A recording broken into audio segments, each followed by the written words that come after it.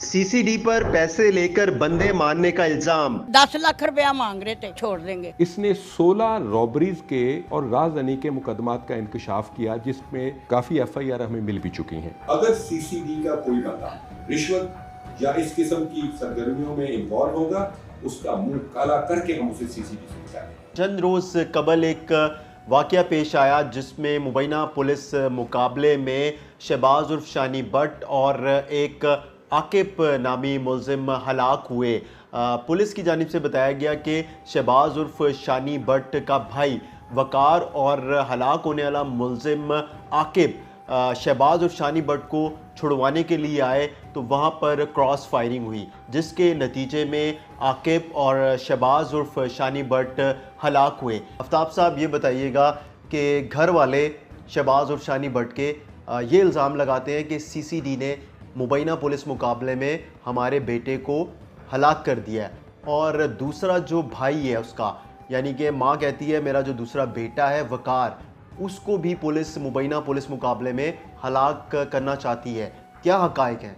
इसमें चीज़ों को दुरुस्त तनाजुर में और सियाको सबाक में समझना ज़रूरी है। इस सारे मामले में 3 कैरेक्टर सामने आ रहे हैं: शहबाज उर्फ शानी भट्ट, आकिब हुसैन और वकार भट्ट।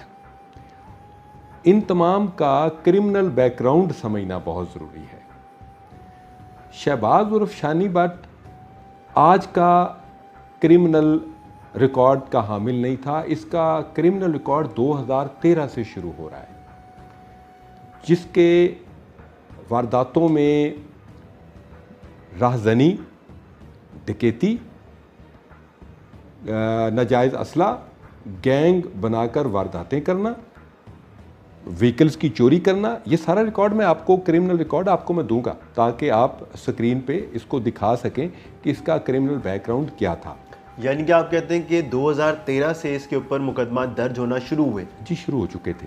उस वक्त ये जुराइम की दुनिया में आ चुका था। 2013 में आप अंदाज़ा कर लें कि आज से 12 साल पहले ये आ चुका। 2018 में इसने मर्डर भी कर दिया। अब इसका क्या बन रहा है बैकग्राउंड? चोर, डकैत, राहज़न, कातिल और नाजायज़ असला के कई पर्चे हैं इस पर। लास्ट टाइम जो इसने जेल से आने के बाद एक वक़ुआ किया, वो थाना यकी गेट की हदूद में इसने और माजिद खान ने वारदात के दौरान मुज़ाहमत करने पर बंदे को गोली मार दी। अब 394 का वक़ुआ भी हो गया। उसमें माजिद खान गिरफ्तार होकर जेल चला गया और जो शहबाज उर्फ शानी भट्ट था, ये उस मुकदमे में इश्तहारी था। इसको गिरफ्तार करता है थाना यकी गेट, लेकिन सीसीडी का चूँकि ये मैंडेट का मुकदमा था, यानी ये सीसीडी की ने ही इस मुकदमे की, ऐसे मुकदमात की तफ्तीश करना होती है, तो सीसीडी सिटी इस मुकदमे की तफ्तीश तब्दील करवा के यकी गेट से सीसीडी सिटी में ले आते हैं। अब ये बिल्कुल कानून और ज़ाब्ता के मुताबिक उसको ट्रांसफ़र करके मुलज़म को और उसकी फ़ाइल को ट्रांसफ़र करके इधर ले आते हैं। अब नेक्स्ट स्टेप, ये सारी अपनी साबका वारदातें बताता है। इसने 16 रॉबरीज़ के और राजधानी के मुकदमात का इंकशाफ किया, जिसमें काफ़ी एफआईआर हमें मिल भी चुकी हैं, क्योंकि जब इंकशाफ किया तो फिर देखा जाता है कि कहाँ पे किया, किसके साथ किया, तो उसमें वो एफआईआरें भी मिल चुकी हैं। जब ये पुलिस मुकाबले का वक़ुआ हुआ है तो इसकी बरामदगी के लिए सीसीडी की टीम इसको लेकर जा रही थी, जहाँ पर आगे एक एनकाउंटर हो जाता है।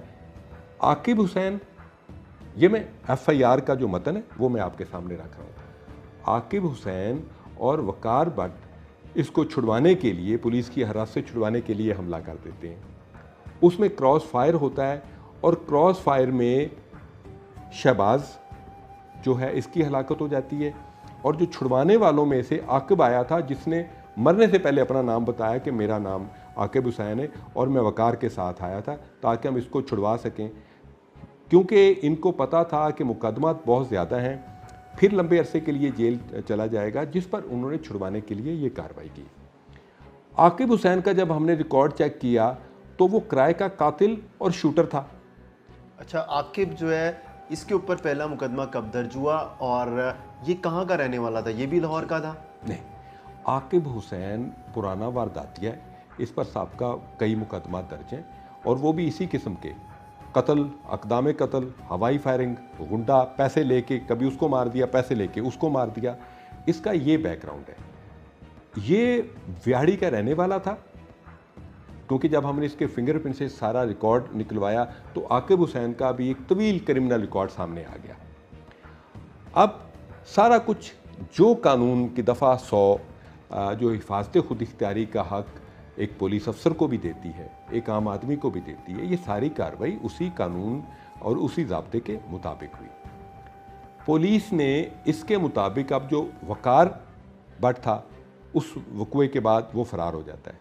फ़रार होने के बाद पुलिस उसके वारंट गिरफ्तारी हासिल कर लेती है। अब इस वक्त उसके वारंट गिरफ्तारी सीसीडी सिटी के पास है और मैंने आपका वो प्रोग्राम देखा है, उसमें जो इनकी वालदा हैं सुरिया बेगम, यहाँ पे मैं आपको एक बात कहना चाहता हूँ। माँ माँ होती, क्रिमिनल की माँ हो, वो आम आदमी की माँ हो, वो मेरी आपकी माँ हो। माँ एक बड़ा काबिल एहतराम रिश्ता है। मैं जो सुरिया बेगम हैं बाहसीयत वालदा, मैं उनको भी एहतराम की नज़र से देखता हूँ। लेकिन यहाँ पे एक बात और भी मैं सामने लाना चाहता हूँ। किसी जगह गलती हुई है तरबियत में, किसी जगह मसला आया है। Shahbaz Bhatt previous criminal record वारदातों का, वकार भट्ट साबका क्रिमिनल रिकॉर्ड वारदातों का। देखें, एक अंग्रेजी का मुहावरा है, he who comes to law must come with clean hands. अगर आप कानून के पास आते हैं कि कानून मेरी मदद करे तो आपके हाथ साफ होने चाहिए, ना कि आपके हाथ चोरी, डकैती, राहज़नी, अगवा बराए तावान और शूटर और किराए के कातिल जैसे इल्ज़ामात से रंगे हों और आप ये कहें कि मेरे साथ ज़्यादती हुई है। नहीं, कानून अपना रास्ता लेता है, लॉ टेक्स इट्स वे, और ये कानून के मुताबिक जो सारी कार्रवाई की गई है। इसमें एक और इल्ज़ाम जो लगाया गया है, पैसों का इल्ज़ाम। देखें, उस सिलसिले में मैं सीसीडी की पॉलिसी को बड़े वाज़ेह अल्फाज में बयान करना चाहता हूँ। Additional IG CCD Suhail Zafar Chatta sahab ने वाशगाफ अल्फाज में कहा है कि अगर सीसीडी का कोई बंदा रिश्वत या इस किस्म की सरगर्मियों में इन्वॉल्व होगा, उसका मुंह काला करके हम उसे सीसीडी से निकालेंगे। मैं उसकी मिसाल देता हूँ। विहाड़ी में सीसीडी के कुछ कांस्टेबल्स ने लेन देन के चक्कर में बंदे को उठाया और आपको पता है हम उसके खिलाफ क्या कार्रवाई की है? अगवा बराए तावान।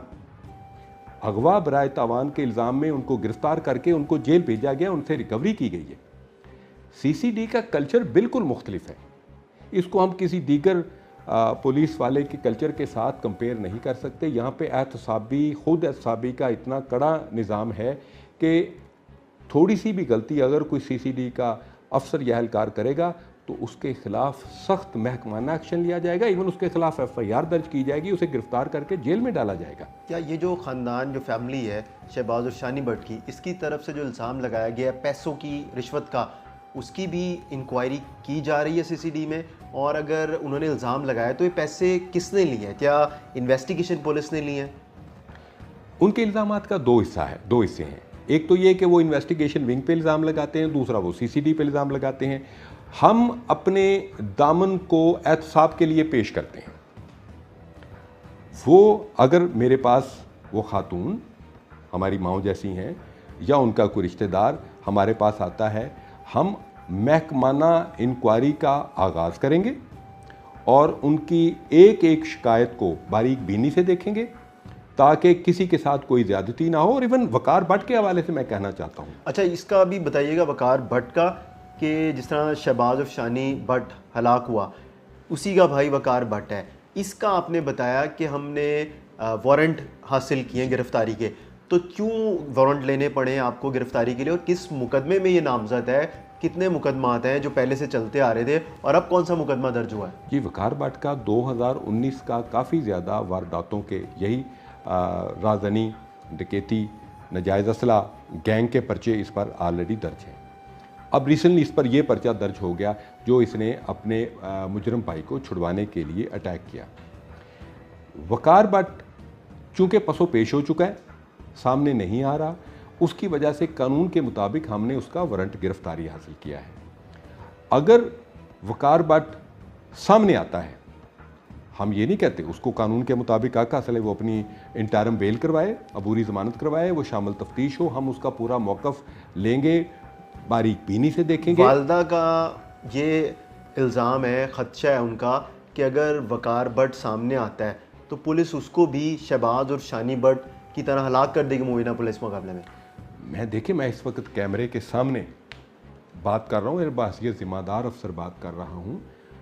वकार भट्ट अपने आप को पेश करता है कि जी मैं साबित करता हूँ मैं नहीं हूँ, हम मेरिट पर उसकी इंक्वायरी करेंगे और बिल्कुल हम इस चीज़ को इंश्योर करेंगे कि उसके साथ कोई हाई हैंडेडनेस ना हो, उसके साथ कोई ज़्यादती ना हो। मैं पूरी ज़िम्मेदारी के साथ ये बात आपके सामने दोहरा रहा हूँ। अच्छा, सुरैया बीबी ने अदालत से रजू किया है और इस्तग़ासा दायर किया है कि सीसीडी के कुछ अफसरान हैं जिन्होंने मुबैना पुलिस मुकाबले में शहबाज और शानी भट्ट उनके बेटे को हलाक किया है, उनके खिलाफ मुकदमा दर्ज किया जाए। इस पर क्या कहेंगे आप? वो कानून के मुताबिक उनका इस्तेहकाक है और हमें इस पर कोई एतराज़ नहीं है। अगर इस्तग़ासा दायर होता है, इस्तग़ासा में भी मुअज़्ज़ज़ अदालत गवाहियाँ तलब करेगी, वहाँ पे शहादतें देखी जाएंगी, वहाँ पे असले का, खोलों का कंपैरिजन, फोरेंसिक साइंस लेबॉरेटरी का सारा वो नतीजा देखा जाएगा और हमें इसमें किसी किस्म का कोई ख़दशा नहीं है। मुअज़्ज़ज़ अदालत उस सिलसिले में अपना मज़ीद कानूनी प्रोसीजर शुरू कर सकती है और हमारे तमाम मुलाजमान अफसरान उस प्रोसीजर में शामिल होंगे और अपना मौक़िफ़ अदालत के सामने रखेंगे। अच्छा, आपने जिस तरह बताया कि वकार आकिब के साथ पहुंचा अपने भाई को छुड़वाने के लिए, लेकिन वकार के घर वाले, उनकी वालदा, उनके भाई ये कहते हैं कि वकार उनके साथ था और उनको ये कहा गया था कि शहबाज और शानी भट्ट को अदालत पेश किया जाएगा। और जब उनको पता चला कि शहबाज और शानी भट्ट को मुबैना पुलिस मुकाबले में सीटीडी ने हलाक कर दिया है और इल्ज़ाम जो है वकार के ऊपर लगाया गया और वकार जो है वो उनके साथ मौजूद है, तो इसके ऊपर आप क्या कहेंगे? इसमें थोड़ा सा वक्त को समझना बहुत ज़रूरी है। वक़ुआ 21 जुलाई रात 3 बजे का है और उस वक़्त की उनकी वालदा बात नहीं कर रही, उनकी वालदा बात कर रही अगले दिन के वक्त की। तो उससे पहले वक़ुआ तो रात को हो चुका है और उसमें अक्सर होता है कि मुल्ज़मान अपने आप को बेगुनाह साबित करने के लिए वो इस किस्म का रवैया अपनाते हैं कि जी मुझे तो पता ही नहीं था, मैं तो अदालत में पहुंच गया। वो एक दूसरा वाक़या है और अदालत में उसका दिन के वक्त पहुंचना एक डिफरेंट है। दोनों के दरमियान बहुत ज़्यादा घंटों का फ़र्क है, वक्त का बहुत ज़्यादा फ़र्क है। और यही बात मैं फिर दोहराऊँगा कि तफ्तीश इस पर मुकम्मल तौर पे मेरिट पे की जाएगी और मैं उनकी फैमिली को कहता हूँ कि उनको अगर तफ्तीश के हवाले से कोई रिजर्वेशन हैं या उनके कोई ख़दशात हैं तो वो दरख्वास्त दे के अपनी इस पे हम मुकम्मल इंक्वायरी करेंगे और हम उनके एक एक ख़दशे को दूर करेंगे कि इस सिलसिले में जो भी कार्रवाई हुई है, जो भी प्रोसीजर हुआ है, वो बिल्कुल कानून और ज़ाब्ते के मुताबिक हुआ है। उसमें किसी के साथ नारवा या कानून से हटकर कोई काम नहीं किया गया।